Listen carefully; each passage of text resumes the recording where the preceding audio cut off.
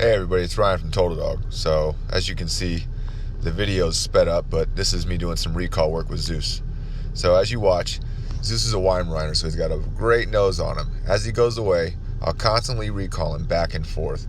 So I usually like to do this in the morning in a low light situation where I can work the dark, and then as the sun starts to come up, I've got a little bit of visibility. Now, as we showed up, there were some deer around, so he was definitely interested in those, but I let him get really interested right before I recall him back.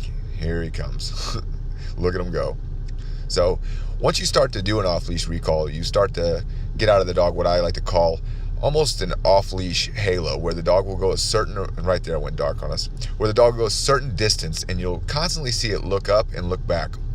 And I like that because while the dog is still interested in his surroundings and he's doing his thing, and that's fine, we want a dog to be a dog, I still want him to be aware of my location. And the more he's aware of my location, the more if he spots that I'm too far away or I'm not at the right distance, he'll come back on his own. And we try to treat that as a muscle memory type scenario to where he's constantly policing himself, which is what you want. So once I step in and teach the standard behavior of an off-leash recall, he'll only go a certain distance. Now a lot of people want to know, why will he only go that certain distance? Well, that's because he knows that if he gets too far, he will get recalled back.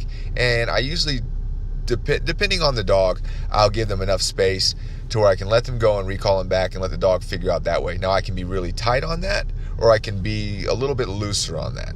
I like to stay loose a lot of the times because the dogs catch on quickly once you start putting in some accountability, some standards. Here he goes. He's about to do a little pose there, just checking out the early morning sunrise on Herbert Field. Here he comes running back after a long recall.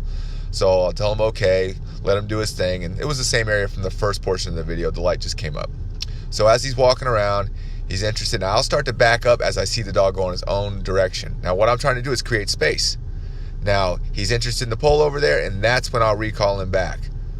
So a lot of people look at a dog like a Weimaraner and they go, oh, he's got this big nose on him, he wants to search around, and it's going to work against us. I like the fact that it works against us because it causes its own distraction, and everything is trainable. So what some people may perceive as an obstacle, I see an opportunity, and everything's training. Hope you guys enjoyed the video. More to